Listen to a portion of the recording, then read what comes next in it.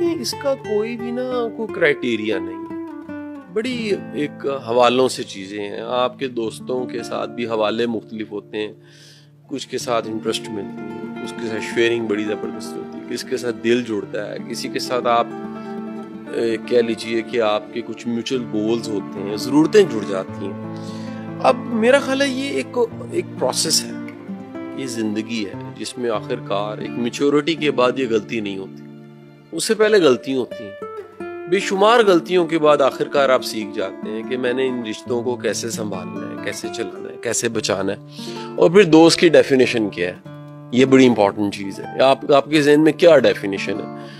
एक बंदे ने कहा जी मेरा कोई दोस्त ही नहीं बनता। मैं कहा दोस्त का मतलब क्या होता है? कहता जो उधार दे देता है। उसकी डेफिनेशन ये है। मुझे कोई खाना ही नहीं खिलाता, उस चीज़ की डेफिनेशन ये है।